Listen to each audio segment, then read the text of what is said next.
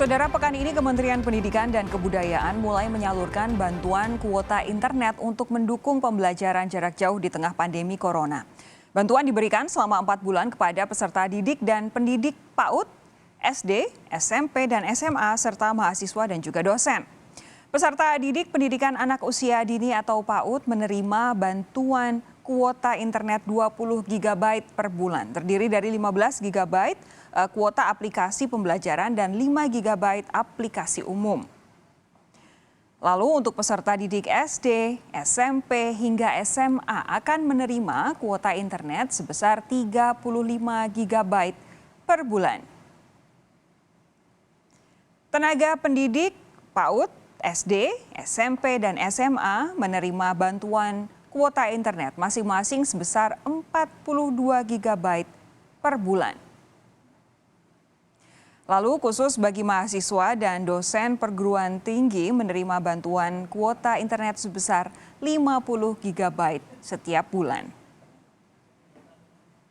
Nah, di sisi lain bantuan kuota internet di masa pembelajaran jarak jauh ini menjadi kendala di sejumlah daerah terpencil yang tidak didukung jangkauan internet. Kemendikbud merilis data 42.159 sekolah di seluruh Indonesia saat ini belum memiliki akses internet. Sejauh mana realisasi bantuan kuota internet ini tersalurkan dan tepat sasaran? Ulasan lengkapnya kami hadirkan setelah tayangan yang ini.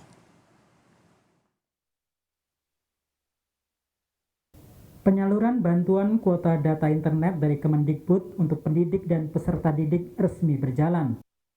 Bantuan kuota internet ini untuk mendukung pembelajaran jarak jauh di tengah pandemi. Menteri Pendidikan dan Kebudayaan Nadiem Makarim menyebut penyaluran bantuan itu dilakukan dalam 3 bulan. Setiap bulan akan ada 2 tahap penyaluran. Nadiem menyebut penyaluran bantuan di bulan pertama dilakukan pada 22 hingga 24 September 2020 untuk tahap pertama, dan pada 28 hingga 30 September 2020 untuk tahap kedua. Selanjutnya pada bulan kedua, penyaluran akan dilakukan pada 22 hingga 24 Oktober 2020 untuk tahap pertama dan 28 sampai 30 Oktober 2020 untuk tahap kedua.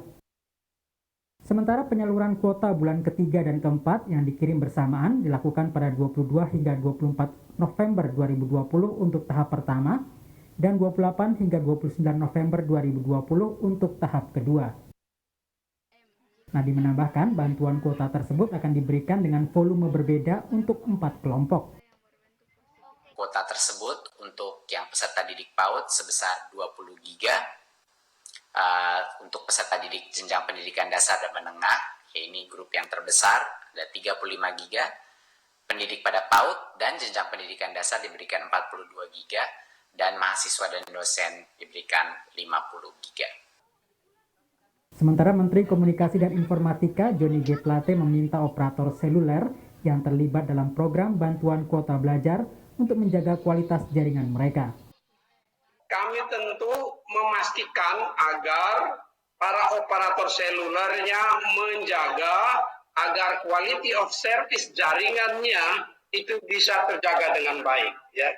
Karenanya tentu setiap operator seluler yang mengambil bagian dalam program ini memperhatikan betul ketersediaan infrastrukturnya di tempatnya masing-masing.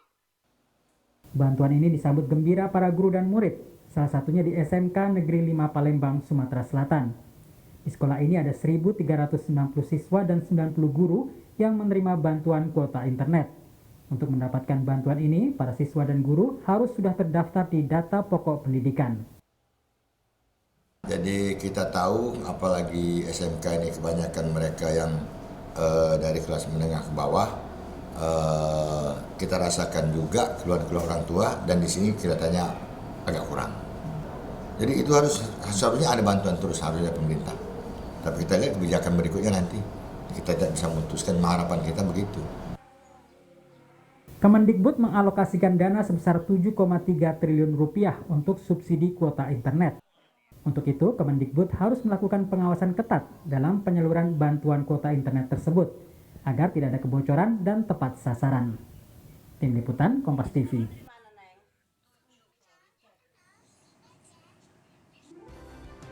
Sejauh mana dampak bantuan kuota internet ini mendongkrak kualitas pembelajaran jarak jauh di masa pandemi? Lalu sejauh mana pula upaya pemerintah menjangkau seluruh sekolah hingga ke pelosok tanah air? Kita bahas bersama Syaiful Huda, Ketua Komisi 10 DPR, fraksi PKB. Selamat malam Pak Syaiful.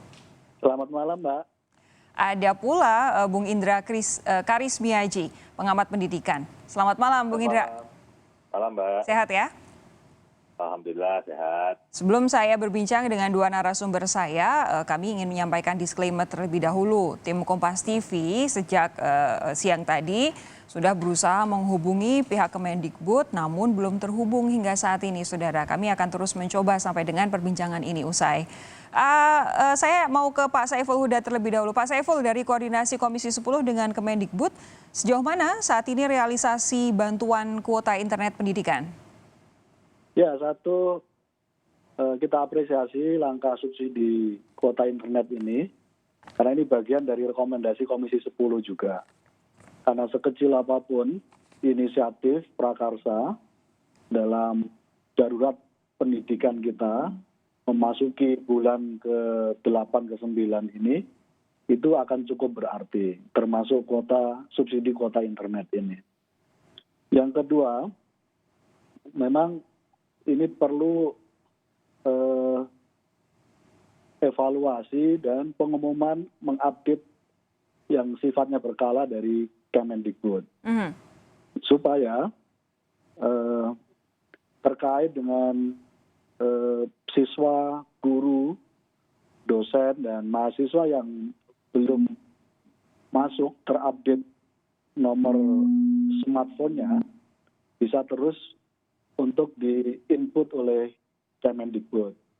Sampai hari ini kami dapat laporan dari kurang lebih 50,5 juta siswa dan mahasiswa. Pada gelombang pertama sampai kemarin sudah terdistribusi subsidi kuota 9 jutaan. Oke. Nanti tanggal 28 sampai tanggal 30 mungkin semoga bisa nyampe 24 juta. Tapi artinya masih ada kurang lebih 24 juta lagi siswa, mahasiswa yang belum terinput akan mendapatkan kuota ini. Nah, dengan situasi itu artinya memang perlu ada percepatan dari pihak satuan pendidikan, baik SD, SMP, SMA, dan perguruan tinggi untuk secepatnya menginput seluruh siswa dan mahasiswanya ke dalam sistem yang sudah disiapkan oleh Kemendikbud. Oke. Pak Syaiful, tadi Anda bilang bahwa ada hal yang penting yang harus dilakukan Kemendikbud. Ini salah satunya adalah terus memperbarui laporan, terus melaporkan perkembangan, dan juga ada evaluasi. Sejauh ini, koordinasi antara Kemendikbud dengan DPR apakah berjalan lancar sehingga laporan-laporan itu bisa muncul secara berkala? Terakhir kami dapat update raker dengan Mas Menteri Nadiem 3 hari yang lalu. Oke, 3 hari yang lalu ya. Memang harus dipetakan 24 juta yang tidak memberikan nomor smartphone-nya, itu mappingnya seperti apa? Apakah memang siswa itu tidak punya smartphone? Kira-kira berapa persen? Terus berapa siswa yang posisinya tidak ada jangkauan internet, berapa persen? Dan seterusnya itu, karena bayangan saya secara pribadi, 24 juta yang tidak menginput nomor handphone, itu hampir pasti siswa yang tidak punya smartphone. Ya, hampir pasti ya. Dan mereka tinggal di daerah 3T yang tidak ada jangkauan sinyal internetnya. Ini yang saya kira perlu langkah-langkah di luar subsidi kuota ini. Oke, langkah-langkah di luar subsidi kuota kita akan bahas nanti. Saya ingin ke Bung Indra lebih dahulu untuk memberikan respons.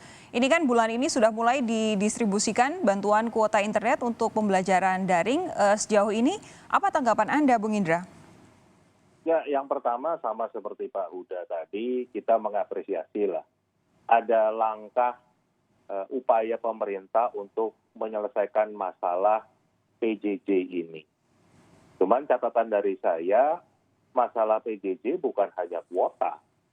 Banyak masalah lain. Tadi sudah disebutkan bagaimana dengan mereka yang tidak punya gawai. Kan percuma dikasih kuota tapi nggak punya gawai. Ya. Ya kan?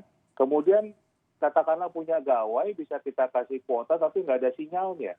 Percuma juga kita kasih kuota, kan begitu. Ditambah lagi kita juga melihat tidak ada panduan PJJ. Bagaimana cara melaksanakan PJJ yang efektif dan implementatif, kan begitu. Kalau kita bandingkan SKB 4 Menteri tentang pembukaan zona hijau, itu detail sekali. Bagaimana cara membuka sekolah, jarak, dan lain sebagainya. Tapi urusan PJJ-nya malah nggak tersentuh. Kan? Oke. Buka sekolahnya komplit, detail, tapi urusan PJJ-nya yang sebagian besar masih melakukan malah tidak ada ya? Nah, jadi yang diambil ini dengan menghamburkan uang rakyat 7,3 T tadi kan katanya, ini kalau tidak dipetakan, akhirnya nanti tidak tepat sasaran. Oke. Ini soal tidak tepat sasaran ini ada protes dari anggota Ombudsman karena katanya menerima pesan sebagai salah satu penerima bantuan. Ini berarti ada persoalan dalam ketepatan sasaran penerima bantuan. Menurut Anda seperti apa, Bung Indra? Nah ya itu, jadi kan ibaratnya nih kalau misalnya Kemendikbud ini dokter, ya kan, disuruh memberikan obat, tapi pasiennya nggak diperiksa dulu kan gitu, langsung dikasih obat aja kan. Ini kan harusnya diperiksa dulu, harusnya ada koordinasi, ada komunikasi, minimal dengan dinas pendidikan lah. Tapi tadi seperti disclaimer Kompas TV aja, memang saat ini Kemendikbud itu sulit sekali diajak komunikasi. Anda merasa seperti itu? Semua orang merasa seperti itu. Oke. Pertanyaan yang sama. Pertanyaan yang sama untuk Pak Saiful. Pak Saiful, kalau kemudian ada anggota Ombudsman saja yang katanya menerima pesan jadi penerima bantuan kuota internet, apa yang bisa Anda catat dari ini? Ya, soal data itu tidak terkecuali di dunia pendidikan memang harus diakui banyak kendala dan belum komprehensif.